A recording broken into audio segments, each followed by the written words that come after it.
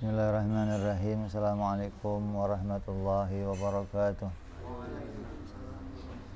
Al-Fatihah ila ruhi Sayyidina wa Habibina wa Syafi'ina Rasulillah Sayyidina Muhammad ibn Abdullah sallallahu alaihi wa ala alihi wa ashabihi wa azwajihi wa dhurriyyatihi anna Allah ya'ali darajatihim bil jannah wa yanfa'una bi asrarihim wa anwarihim wa ulumihim wa nafahatihim wa barakatihim في الدين والدنيا والآخرة ويجعلنا من حزبهم ويرزقنا محبتهم ويتوافنا على ملتهم ويحشرنا في زمرتهم بالعافية والسلامة لهم الفاتحة أعوذ بالله من الشيطان الرجيم بسم الله الرحمن الرحيم الحمد لله رب العالمين الرحمن الرحيم مالك يوم الدين إياك نعبد وإياك نستعين اهدنا الصراط المستقيم صراط الذين أنعمت عليهم غير المغضوب عليهم ولا الضالين آمين بسم الله الرحمن الرحيم نويت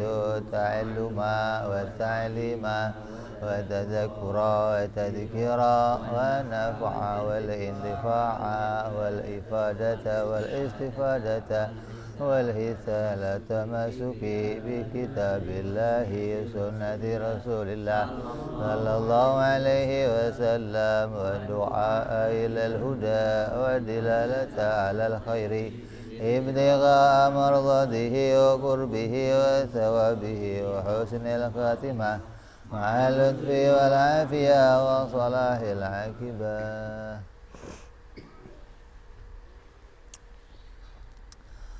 Bismillahirrahmanirrahim.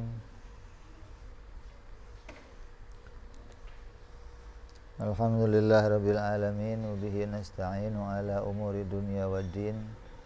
Wassalatu wassalamu ala Rasulillah sayyidina wa habibina wa syafi'ina wa maulana Muhammadin sallallahu alaihi wa ala alihi wa sahbihi ajma'in. Amma ba'du, qala musanniful kitab Habibul Imam Al-Habib Abu Abdillah Muhammad bin Yusuf As-Sanusi rahimahullah wa ghafara lahu wa liwalidayh. Thumma ila sahibu syarha Imam Ibrahim Al-Bayjuri rahimahullah wa ghafara lahu wa liwalidayh wa nafa'ana bihima fid darain. Allahumma aftah qulubana futuhal arifin wa bihikmatika wansur alaina birahmatika ya arhamar rahimin. Ila anqal. Sampai apa kita?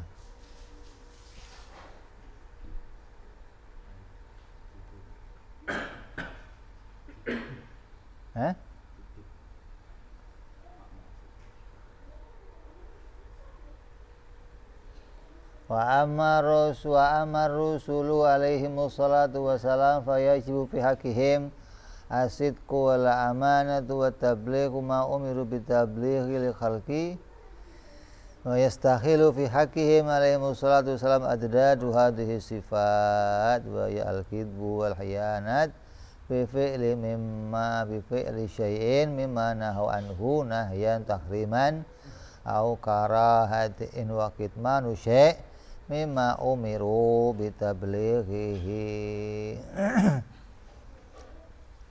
Kemarin sudah kita bahas pengertian tentang sidik. Sekarang wal amanatu adamu khiyanatihim bi fi'li muharramin au makruhin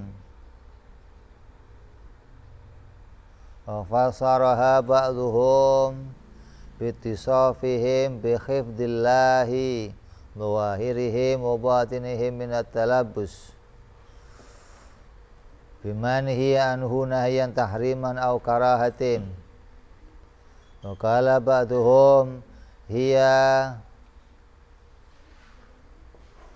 milkatun rasikhatun fin nafsi tamna'u sahibuha min irtikabil manhiyati wa ala kullin fa huwa tarji'u ilal ismati allati abbara biha ba'duhum. Setelah menjelaskan tentang sidik, wajib benar para rasul di dalam berbicara, baik zahirnya maupun batinnya.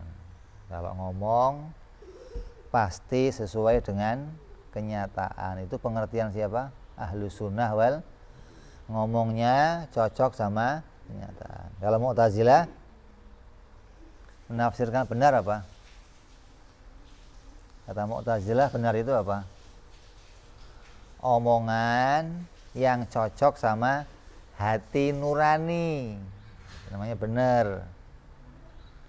Kalau omongan kamu sama hati nurani kamu itu sinkron, sepaket, namanya benar. Kalau omongan kamu sama hati kamu nggak cocok, bohong. Hah? Kalau pakai takrif ini, kita menggunakan benar dengan pengertian Mu'tazilah ini, sedunia benar semua. Nggak ada orang bohong. Yang bohong hanya gelintiran orang. Kenapa? Orang Kristen kamu tanya mulutnya dan hatinya sama, Tuhan Yesus. Sama nggak? Orang Buddha kamu tanya mulutnya sama. Orang Hindu kamu tanya mulutnya sama. Orang Yahudi sama. Yang nggak sama siapa? Munafikin doang, gelintiran orang. Hingga apapun yang omongannya benar, omongan dan hatinya benar, sesuai, maka dianggap benar. Itu bukan takrif indah Ahlus Sunnah wal Jamaah. Ahlus Sunnah mengatakan benar itu mau cocok sama hati, mau nggak cocok, yang penting cocok sama kenyataan. Kalau omongan kamu cocok sama kenyataan, berarti kamu benar. Ini hitam, cocok nggak? Namanya benar. Kamu kok bohong mamanya? Kamu taunya ini putih, tapi kamu bohong, ini hitam loh. Benar apa bohong? Hah? Kamu taunya ini putih, tapi kamu ngomong sengaja ini warnanya hitam. Ya kamu nggak bohong, benar. Kenapa? Cocok sama kenyataan. Hati kamu aja yang goblok begitu loh. Jadi benar itu yang penting cocok sama, bukan dengan hati. Lah, Nabi SAW wajib benar baik pada lisannya maupun pada hatinya. Artinya apapun yang diungkap hatinya cocok sama kenyataan, apapun yang diungkap lisannya cocok sama kenyataan. Wala yantiqu anil hawa in huwa illa wahyun yuha. Itu sifat sidik sebagaimana telah kita jelaskan kemarin secara panjang lebar. Sekarang kita masuk ke sifat amanah. Apa itu amanah? Amanah adalah wajib terpercaya. Adamu khiyanatihim. Tidak akan dijumpai mereka itu berkhianat atau mencoreng diri mereka sendiri bifi'lin muharramin au makruhin, dengan melakukan perbuatan yang haram atau yang makruh. Para nabi semua wajib amanah. Maknanya apa? Wajib mereka tidak melakukan perbuatan yang haram maupun yang makruh. Mereka tidak pernah berkhianat, tidak pernah sekalipun melakukan perbuatan yang haram dan yang makruh. Adamu khiyanatihim bifi'lin muharramin au makruhin. Tidak pernah sekalipun mereka mencoreng diri mereka sendiri, sengaja mencoreng diri mereka sendiri dengan melakukan yang haram ataupun yang makruh, baik itu sengaja ataupun enggak sengaja. Enggak ada mereka itu pernah melakukan sesuatu yang membuat mereka melakukan yang haram atau yang makruh. Perbuatan haram bagian dari perkara yang berdosa. Dosa itu apa? Dosa itu apa? Hah? Dosa secara hakikat itu perkara yang menjauhkan kamu dari Allah. Itu dosa namanya. Kalau taubat, kembali. Orang yang taubat namanya kembali mendekat kepada Allah. Kalau berdosa, menjauh dari Allah. Nah, para nabi tidak pernah sekalipun melakukan sesuatu yang membuat dirinya menjauh dari mana pernah. Gak ada sekalipun nabi melakukan baik itu lupa ataupun sengaja menjauh dari Allah atau lupa untuk menjauh dari enggak ada. Sehingga mereka itu tidak pernah sekalipun mencoreng kemuliaan mereka sendiri dengan melakukan perbuatan yang haram ataupun yang makruh. Artinya haram makruh itu maksudnya perkara yang menjauhkan dirinya dari Allah Subhanahu wa taala. Ini enggak terjadi. Para nabi itu orang yang kenal kepada Allah. Dikatakan tidak ada orang yang lebih takut kepada Allah selain aku, kata Nabi. Jadi Nabi itu orang yang paling takut kepada Allah. Orang yang paling takut itu maknanya orang yang paling kenal dengan Allah. Ente kalau nggak kenal nggak bakal takut. Ada preman, tatonya sini gambar semut namanya. Tapi sudah bunuh 90 orang. Kamu makan di sampingnya nggak kenal, ya kamu anteng aja, tenang. Namanya nggak kenal, begitu dikasih tahu, itu yang tatonya semut, kamu tahu, itu habis bunuh 90 orang. Begitu kenal kamu, wah langsung ya Pak, munduk lah. Kenapa? Karena kenal. Sebelum kenal, ya santai-santai aja. Semut ini tatonya kecil lah, yang kolah jengking aja. Ente citakin palanya, apalagi cuman semut.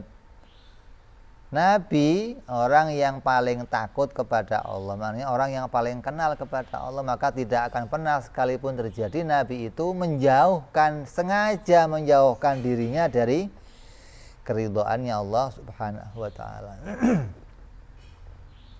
Wa fasaraha ba'duhum, ada lagi yang menafsirkan amanah sebagian dari para ulama bitisafihim bihifdzillahi dhawahirihim wa batinihim. Apa amanah itu? Amanah itu adalah mereka dijaga oleh Allah. Mereka mendapatkan penjagaan dari Allah zahirnya maupun batinnya, minatalabusi bimani anhuna yang tahriman au karahatin, dengan melakukan perbuatan yang dilarang, baik larangan yang bentuknya haram ataupun larangan yang bentuknya makruh. Allah menjaga mereka hingga mereka tidak bisa melakukan yang haram dan yang makruh. Menjaga itu gimana? Dijaga itu gimana? Dijaga itu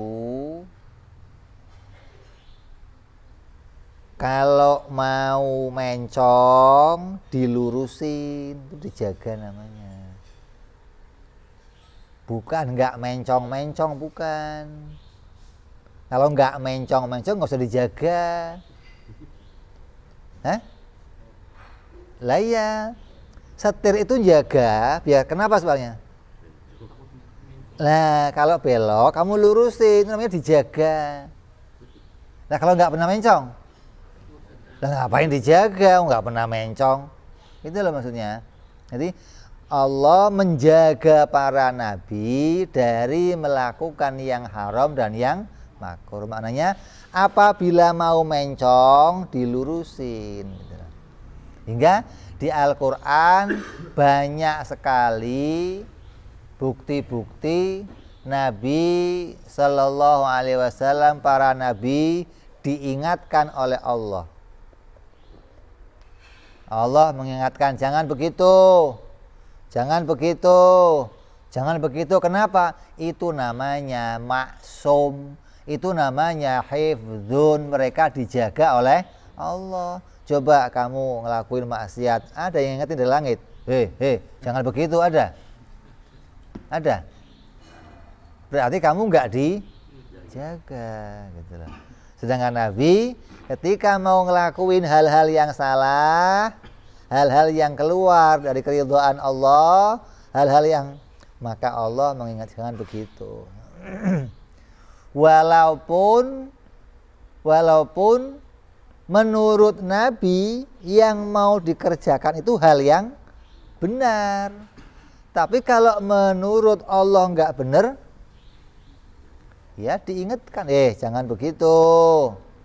Kayak contoh banyak perkara yang terjadi pada diri Nabi yang kemudian diingatkan oleh Allah Subhanahu wa Ta'ala.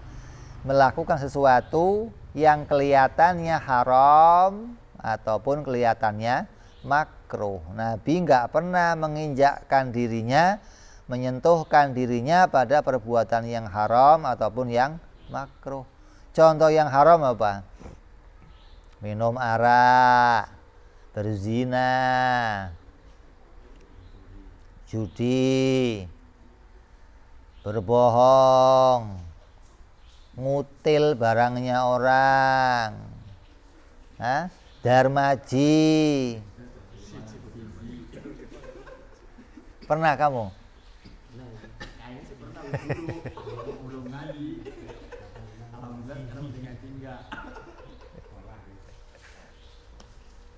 Itu namanya apa? Haram. Atau sholat 4 rakaat hanya dikerjakan 2 rakaat. Hukumnya apa? Hukumnya apa? Haram. Udah batal, haram lagi. Sholat 4 rakaat dikerjakan 5 rakaat, hukumnya apa? Haram. Nabi pernah melakukannya.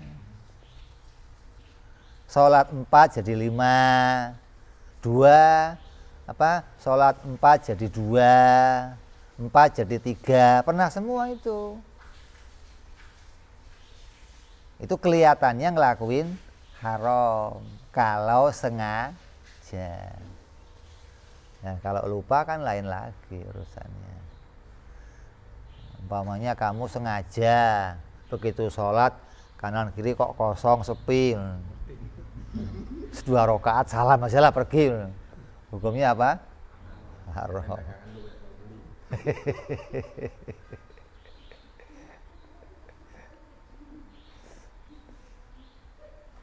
Maka yang haram seperti itu apabila terjadi pada Nabi, maka itu semua adalah bentuk pengajaran Allah atau sengaja dijadikan oleh Allah untuk pelajaran kepada yang lainnya.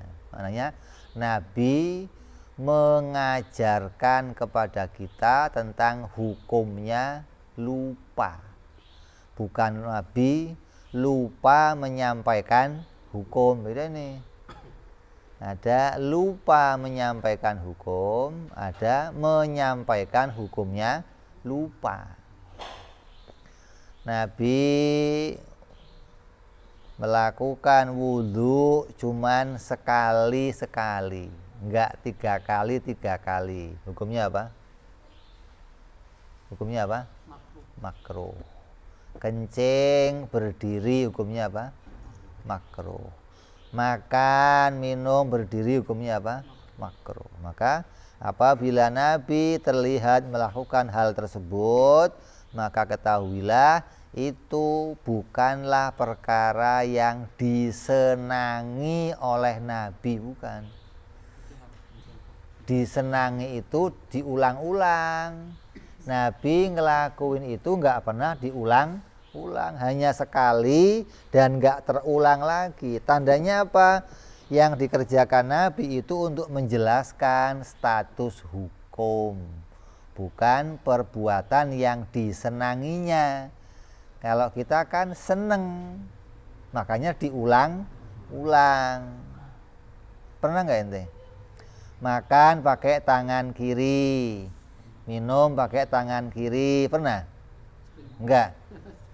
Makanya kalau mau makan ikat tangannya yang kiri. Kamu kalau disamain sama monyet mau enggak? Lu kayak monyet mau enggak? Enggak mau. Nah kalau kayak setan mau enggak? Nah itu yang makan pakai tangan kiri setan kerjaannya. Kalau monyet dua-duanya malah. Kalau setan, jadi kalau kamu masih senang makan pakai tangan kiri, kayak setan lu.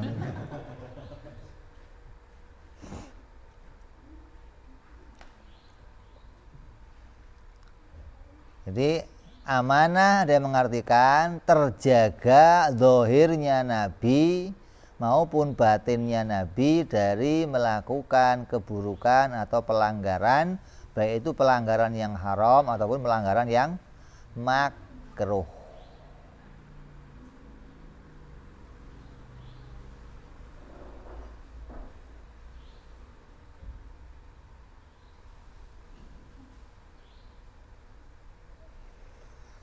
Contoh, banyak contohnya.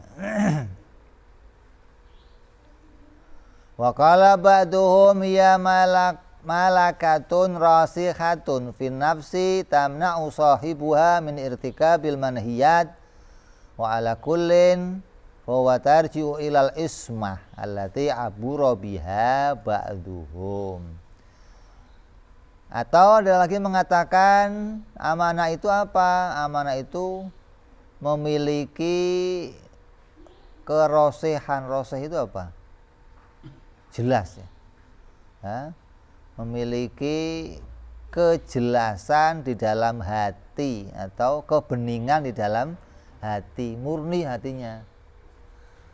Roseh itu artinya sangat paham, sangat memahami tentang dirinya adalah makhluk, dirinya hamba, dirinya ciptaan Allah, hingga karena kepahaman itu tercegah dirinya dari melakukan keharaman. Tadi kita ngomong dosa itu menjauhkan kita dari Allah. Saking pahamnya Nabi tentang itu, maka Nabi tidak pernah sekalipun melakukan sesuatu yang menjauhkan dirinya dari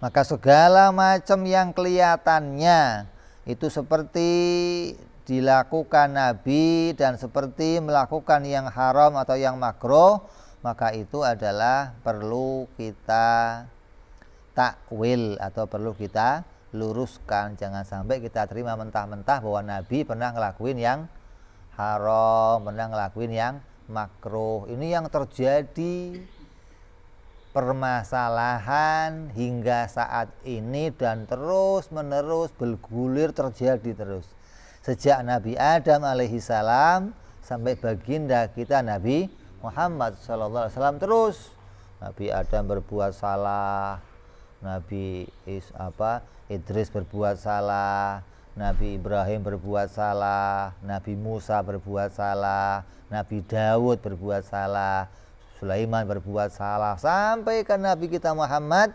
dituduh melakukan perbuatan yang salah. Nah mestinya kalau mau kita pahami, para nabi disebut melakukan kesalahan. Kalau kita mau kembalikan ke takrif, yang namanya dosa itu menjauhkan dari Allah, maka mustahil itu dilakukan seorang nabi. Itu loh. Kalau dosa diartikan apa? Menjauhkan diri dari Allah. Mana ada nabi kok sengaja menjauhkan diri dari Allah? Enggak ada. Nabi tidak pernah mencoreng dirinya dengan melakukan hal yang menjauhkan dia dari Allah, enggak pernah. Beda sama yang di sono yang udah disumpah Quran, beda itu. Disumpahnya kadang pakai Quran, habis itu masih korupsi, habis itu masih ngambil haknya orang, sengaja mencoreng dirinya padahal telah dimuliakan. Nabi dimuliakan oleh Allah dan Nabi mustahil mencoreng kemuliaan dirinya hingga turun derajatnya, ini mustahil. Maka disebut juga dengan perkataan Nabi dijaga oleh Allah, ismah. Ada lagi mengatakan apa? Rasihuna fi nafsin. Mereka adalah orang-orang yang punya hati yang sangat paham, sangat jelas tentang bagaimana perjalanan dirinya untuk bisa mencapai keridhaan Allah Subhanahu wa ta'ala, hingga apapun yang terlihat seperti dilakukan Nabi dalam bentuk perkara yang haram dan yang makruh harus kita jauhkan, harus kita takwil. Itu semua enggak pernah terjadi pada dirinya para nabi. Jadi kalau mau kita ambil kesimpulan, mau kita luruskan, apa sih salah bagi nabi itu apa? Quran kok nyebut nabi itu salah. Wa asa adama rabbahu, dan telah bermaksiat Nabi Adam kepada Tuhannya. Kalimatnya jelas itu. Kalau kamu ngomong Nabi Adam enggak pernah maksiat, ingkar Quran kamu. Kalau kamu ngomong Nabi Adam maksiat, ingkar akidah kamu. Jadi gimana? Mau ngomong maksiat, ingkar akidah. Ngomong enggak maksiat, ingkar Al-Quran. Al-Qurannya ngomong langsung wa asa adama rabbahu. Maka maksiatnya para nabi berbeda dengan maksiatnya umat. Maksiat yang ada pada kita itu sengaja menjauh dari Allah, melakukan sesuatu yang betul-betul membuat kita jauh dari Allah, melakukan kesalahan yang apabila enggak taubat dihukum kita, yang kita enggak istighfar dihukum kita. Itu kesalahan kita. Kalau ada seorang hamba kok ngelakuin maksiat, pasti dia telah menjauh dari Allah Subhanahu wa ta'ala. Pasti dia telah melakukan kejelekan yang apabila dia enggak taubat, dia akan siap disiksa. Lah kalau nabi maksiat, maknanya apa? Nabi maksiat bagi nabi itu meninggalkan yang lebih baik dan dia hanya melakukan yang baik. Itu namanya kesalahan nabi. Meninggalkan yang lebih baik, memilih melakukan yang baik, itu kesalahan untuk para nabi. Kenapa? Nabi itu contoh, suri tauladan. Maka dia harus selalu melakukan yang terbaik, yang lebih baik dari yang dilakukan umat. Kenapa? Karena umat akan mencontoh dia. Lah kalau dia ngelakuin hal yang baik-baik saja, umat juga bisa ngelakuin yang baik-baik. Lah ngapain nyontoh dia? Gitu loh. Karena dia itu contoh suri tauladan, maka dituntut dia ngelakuin yang terbaik, yang lebih baik dari yang dikerjakan oleh umat. Hingga umat bisa mencontoh, oh itu loh nabi saya yang perbuatannya lebih baik, sangat baik, terbaik dari yang dikerjakan oleh umat. Jadi kalau di dalam bahasa tasawuf dikatakan hasanatul abrar sayyiatul muqarrab. Jadi salahnya nabi itu apa? Hasanatul abrar sayyiatul muqarrab. Sebaik-baiknya perbuatan kita, orang yang abror, orang yang berbuat baik, itu apabila dihadapkan dengan nabi jadinya jelek. Contoh, kalau kamu sholat kamu sholat di depan Imam Syafi'i, kira-kira dia ngalem apa? Hah? Ngalem apa? Mencibir apa? Ngalem apa melengos kira-kira? Sholat kok begitu katanya. Padahal kamu sudah baik sekali. Saya sudah sholat baik loh ini. Takbirnya baik, pakaian. Terus menurut kamu itu kata anak bini kamu top dah begitu loh. Begitu ngadepin Imam Syafi'i, apa ini sholat kok begini? Hah? Jadi sebaik-baiknya kerjaan kamu dibandingkan para imam-imam, apalagi Nabi, jadinya jelek. Lah sejelek-jelek perbuatan mereka itu dibanding kita baik gitu loh maksudnya. Jadi sejelek-jeleknya Nabi Adam gitu loh, disebut maksiat oleh Allah bagi Nabi Adam, bagi kita itu baik. Saya tanya, kamu seneng nggak Nabi Adam makan buah holdi? Apa nggak seneng? Hah? Kamu seneng apa nggak seneng Nabi Adam makan buah terlarang itu? Kamu seneng apa nggak seneng? Hah? Ya seneng dong, berarti kan baik gitu loh. Nabi Adam melakukan kebaikan, bagi Nabi Adamnya kesalahan, bagi kita itu loh. Jadi sebaik-baiknya perbuatan kita dibandingkan perbuatan mereka jelek. Sejelek-jeleknya mereka bagi kita baik gitu loh. Jadi jangan pernah menganggap jeleknya mereka sama kayak jeleknya. Lah kamu apa? Semut. Jadi yang begitu mau menyamakan apa jeleknya kamu sama jeleknya mereka. Wong baiknya kamu aja jauh dengan baiknya mereka. Hah? Kamu malam hari sholat tahajud 4 rakaat atau 10 rakaat lah. Itu kamu pakai apa live streaming segala. Lah bisa tahajud kok 10 rakaat kan hebat banget. Hah? Lah mereka para nabi, para soleh, Imam Syafi'i itu kalau malam hari tahajud 10 rakaat istighfar, ya Allah astagfirullah.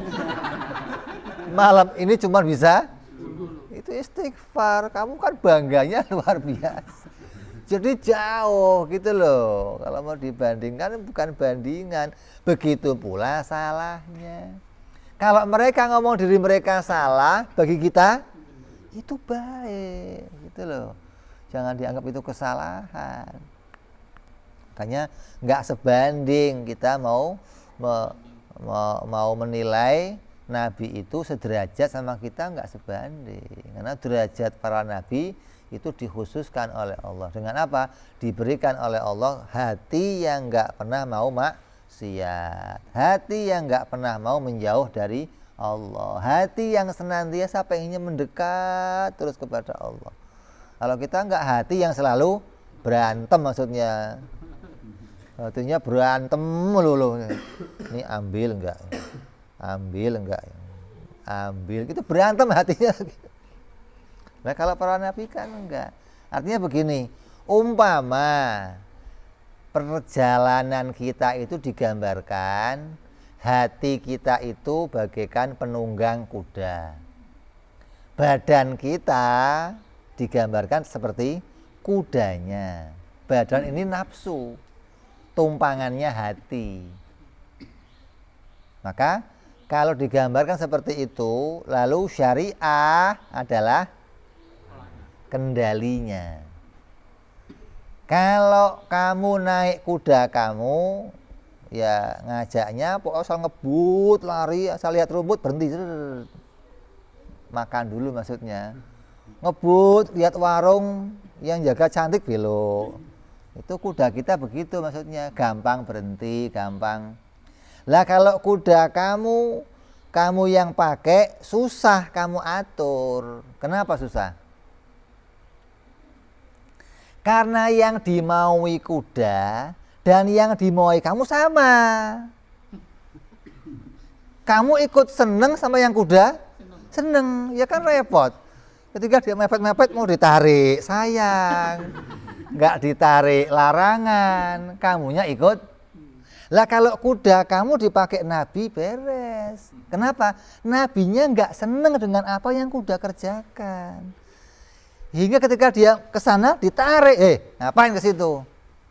Minggir ke tempat yang baik. Kalau kita enggak, hati kita dan nafsu kita kadang masih sejalan. Gitu loh. Ketika ada yang bening-bening, kuda mau belok, kamu pura-pura melengos, tapi kan begini loh ya. Kan repot, enggak rapat nutupnya.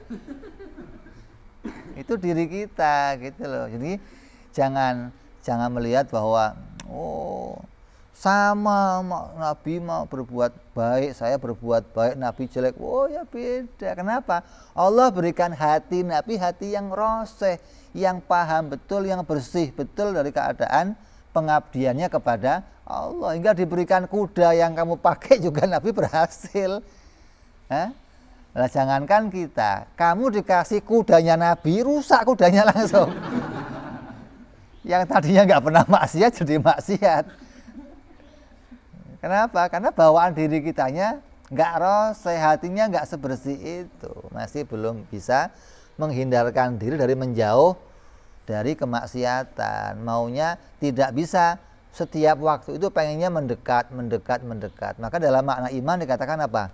Ada nilai iman yang selalu naik. Iman siapa? Para nabi. Hatinya tiap hari mau tambah dekat, tambah taat, tambah terus kepada Allah. Ada iman yang seperti imannya stuck, nggak tambah naik, nggak tambah turun. Siapa? Imannya malaikat. Sejak diciptakan segitu sudah.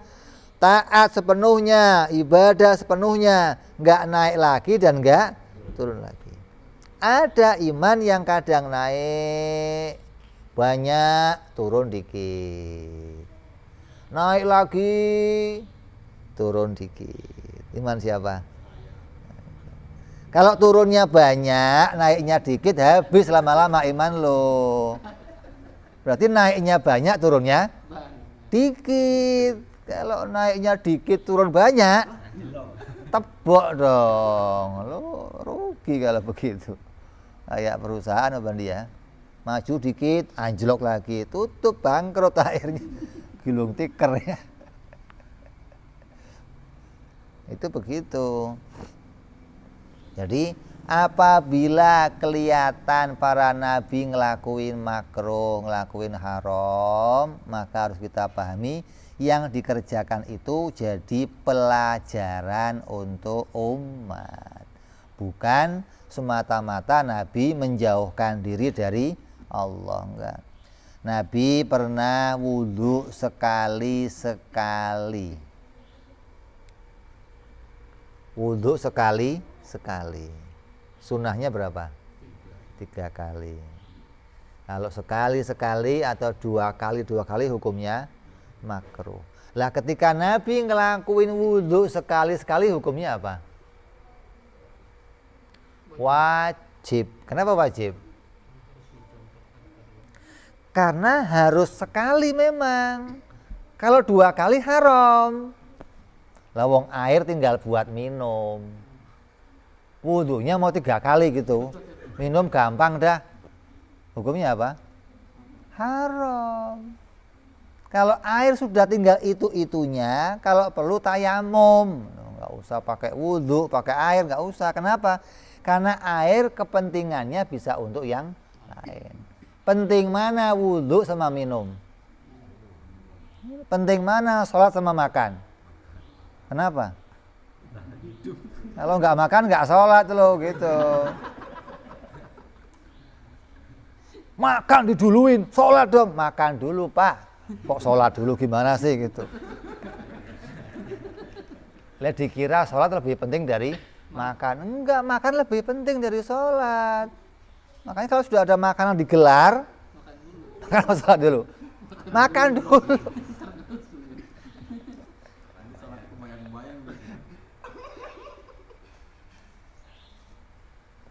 Nabi pernah kencing berdiri. Hukumnya apa? Makruh. Kalau kita yang ngerjain. Nah, kalau Nabi yang ngerjain hukumnya kenapa? Karena kalau jongkok haram. Kenapa?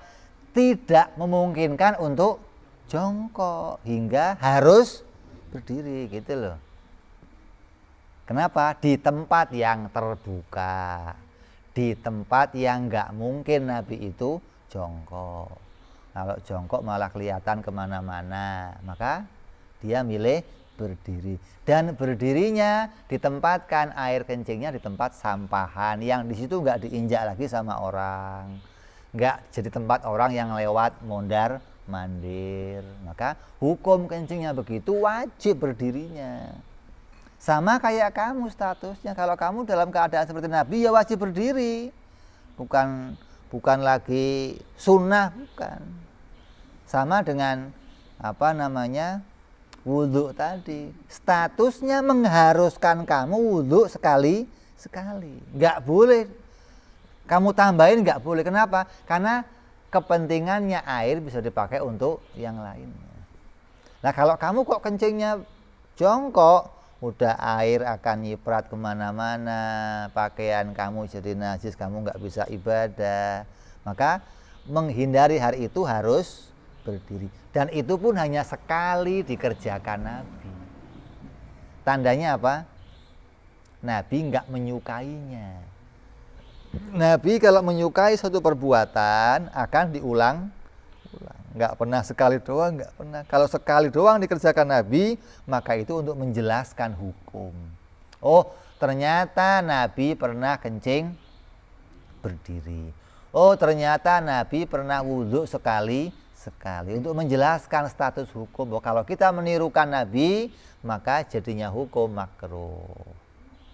Sama dengan makan sambil berdiri, minum sambil berdiri selain minum air zam-zam. Kalau minum air zam-zam mau berdiri mau duduk sama-sama sunnah. Beda sama air biasa. Kalau air biasa sunnahnya duduk. Kalau air zam-zam duduk ya sunnah, berdiri juga sunnah. Begitu pula Nabi sholat. Ketika Nabi sholat, Nabi ngelakuin 4 rakaat jadi 2. Maka ini apabila kamu lihat, oh Nabi ngelakuin yang haram, maka itu untuk menjelaskan hukum. Apabila kamu terjadi demikian, maka kamu cukup nambahin 1 rakaat lagi yang kurang atau 2 rakaat lagi. Nabi selesai salam, pernah satu hari sama sahabat ditegur, ya Nabi kok sholatnya kurang? Marah Nabi. Kenapa? Saya nggak pernah lupa sholat Nabi. Saya tidak pernah lupa. Kok bisa kamu ngomong saya sholatnya kurang? Nabi nanya sama yang lain, betul? Betul ya Nabi kurang. Biarin. Betul ya Nabi kurang sholatnya. Maka Nabi segera kembali menambah jumlah rakaat yang kurang, kemudian salam. Nabi nggak pernah lupa. Lah kok waktu itu lupa? Maka Allah sengaja menjadikannya lupa, gitu loh. Untuk apa? Untuk menjelaskan apabila ada umat yang lupa seperti itu, maka tinggal menambah rakaat seperti Nabi, ditambah dengan sujud sahwi. 2 rakaat sholat isya, pernah 2 rakaat sholat duhur, Nabi 2 rakaat salam. Ada sahabat namanya Dzul Yadain. Dan Dzul Yadain, ya Rasul, ini digosor atau lupa? Yang berani nanya cuman Dzul Yadain. Sahabat yang lain cuman gerembeng-gerembeng aja. Alhamdulillah sekarang 2 rakaat dikurangin loh. Lu seneng kalau lu sekarang ada kortingan lu, duhur jadi rakaat. Dzulyaden nanya, ya Rasul nih lupa apa digosor? Kata Rasul, enggak dua-duanya. Kullu dzalika lam yaqa. Enggak lupa dan enggak digosor. Lah kok bisa? Maksudnya kalau dua-duanya bareng ya enggak gitu loh. Ya lupa, ya gosor enggak, maksudnya salah satu. Maka Nabi bangun dan melanjutkan 2 rakaat lagi. Jadi kalau kamu kok lupa sholat seperti itu, kamu salam sebelum waktunya, yang penting jangan kamu tinggal ngopi dulu. Habis ngopi 2 batang, baru tadi kamu kurang loh. Masa sih? Tambahin lagi loh. Ya nggak boleh loh, udah ngopi, udah kemana-mana. Ini kalau bisa duduknya belum berubah atau belum banyak berbicara, maka kamu boleh kembali melanjutkan, nggak usah diulang dari pertama. Kalau Nabi nggak pernah nyontohin gimana? Ya diulang. Pasti kamu ngulang sholatnya dari pertama. Maka ini yang ditampakkan apabila Nabi seperti pernah ngelakuin kesalahan, maka hal itu jangan kita anggap itu hal yang salah. Kayak pula terjadi Nabi Allah Sulaiman, Nabi Dawud alaihissalam yang punya 99 istri. Ada prajuritnya satu yang dalam riwayat dikatakan itu istri prajuritnya, ada yang mengatakan calon istri prajuritnya. Nabi Dawud senang sama perempuan itu. Berarti genep berapa? 100.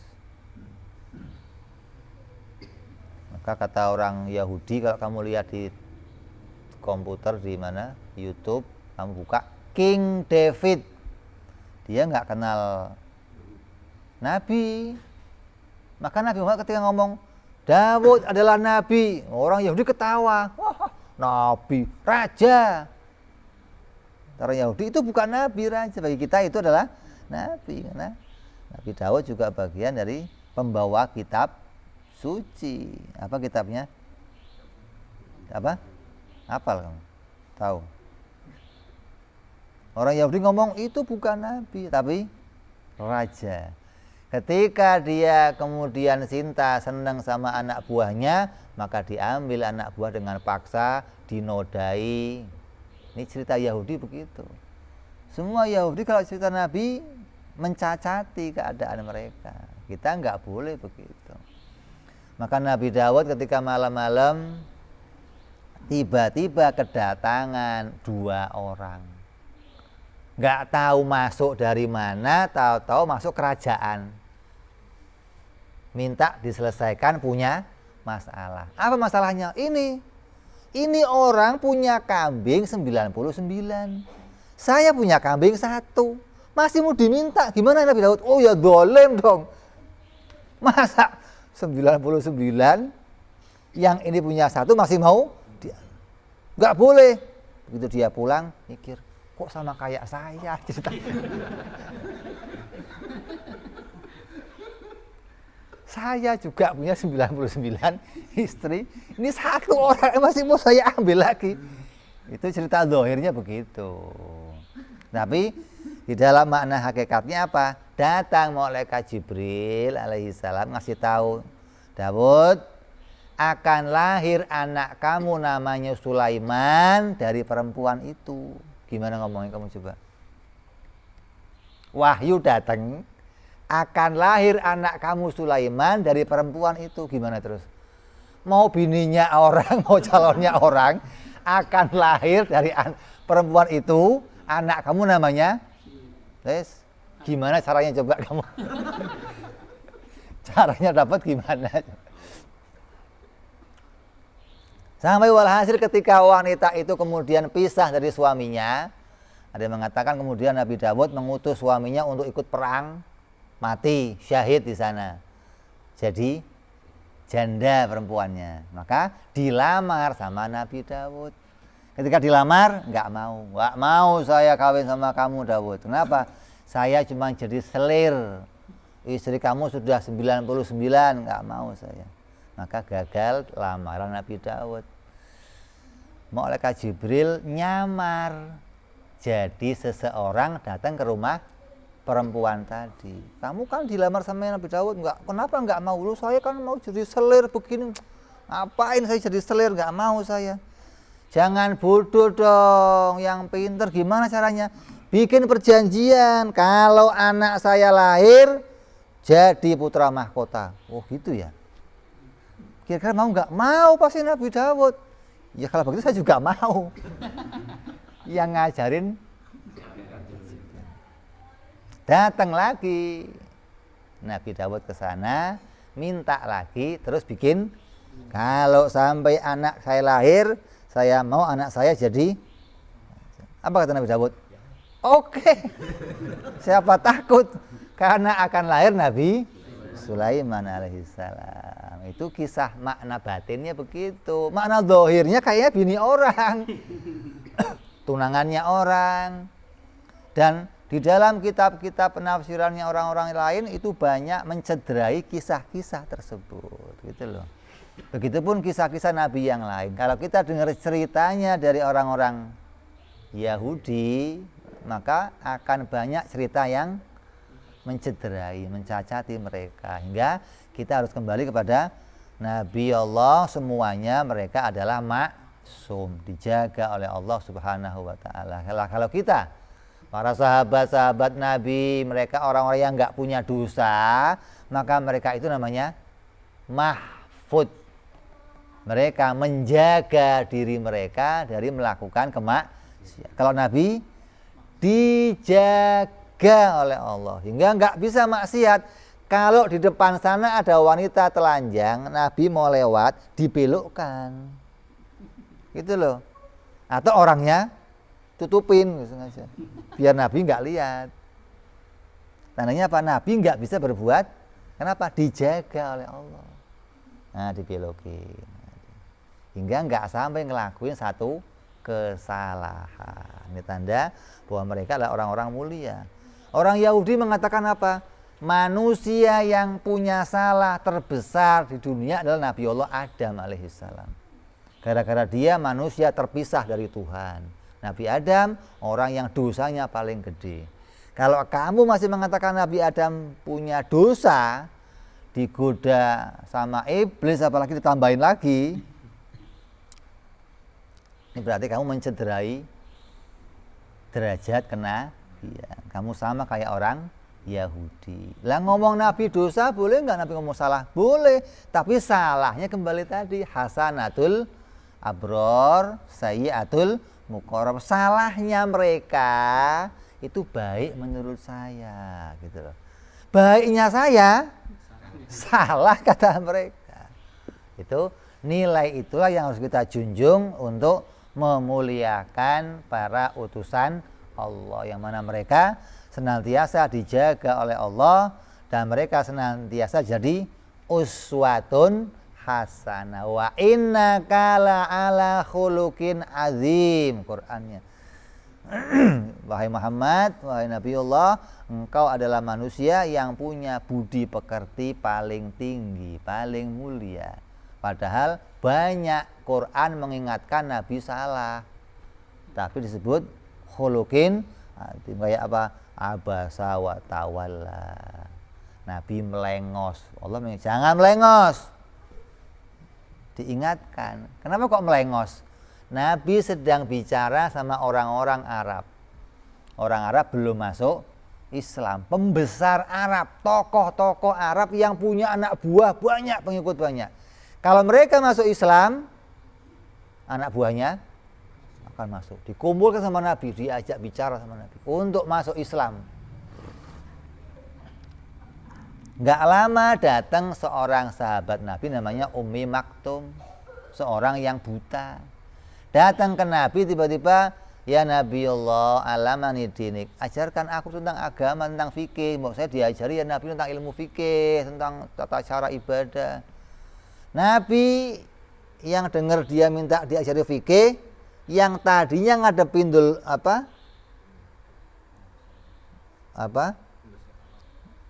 kemudian Nabi melengos. kembali menghadap kepada orang-orang Quraisy. Kembali ngajak bicara mereka, ini Ummi Maktum ditinggalin.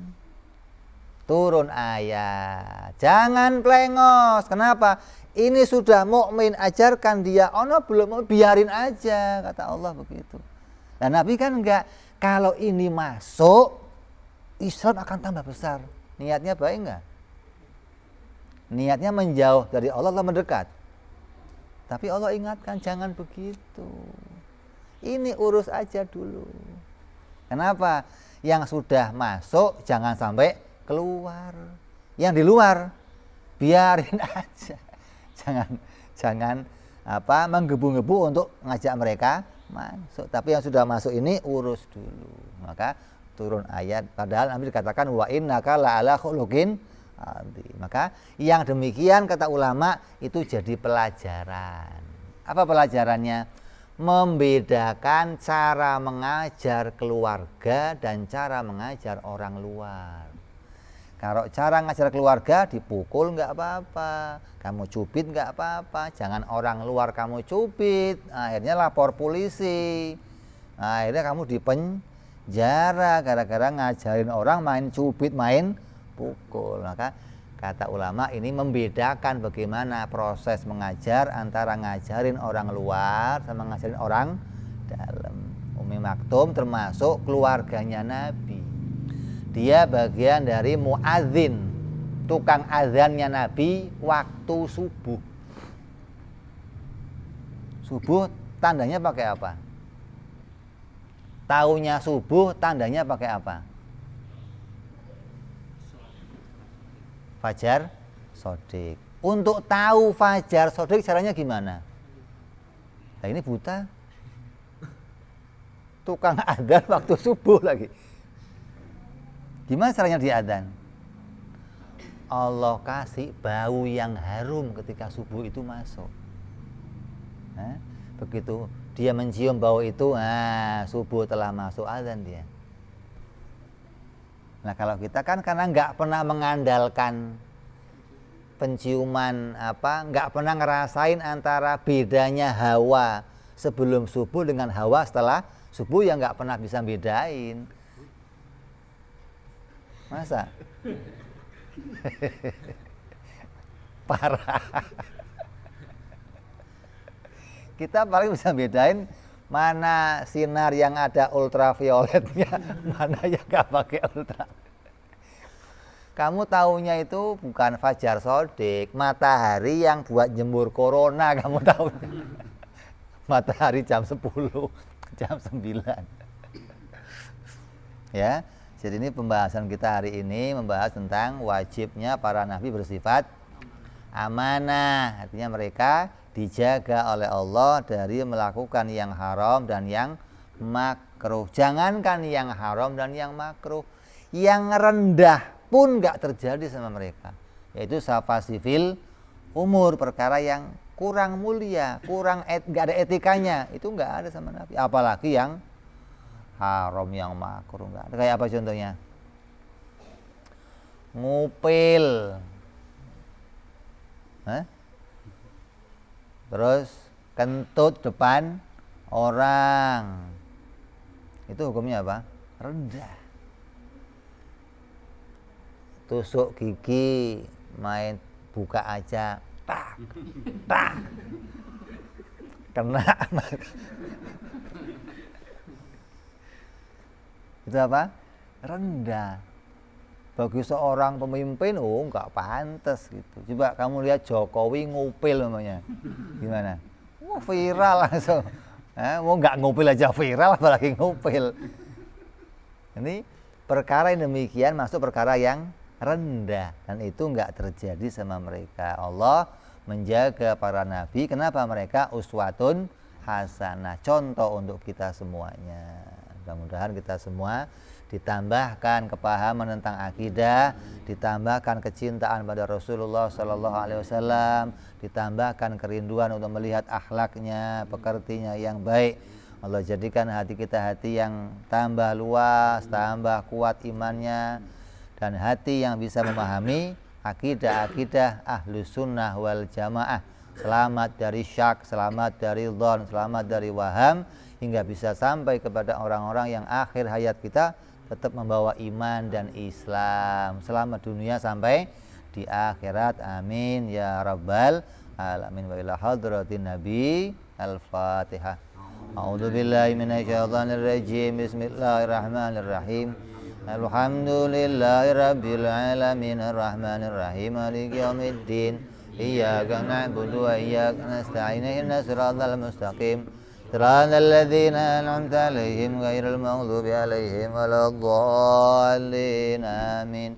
Ya Rabbana antarabna bi anana qatarabna wa anana asrafna la ladha ashrafna fatub alaina tauba taghsil kulli hauba wastur lana awrati wa amin rawati wa ghfir li walidina rabbi wa mauludina wal ahli wal ihwani wa sairil hillani wa kulli dhi mahabba aw jiratin aw suhbah wal muslimina ajma' amina rabbi isma' fadlan wa judan mannan la biktisabi minna bil mustafa rasulina dhabi kulli suli salla wa salam rabbi alaihi andal habbi wa alihi wa sahbihi dada tansi suhbi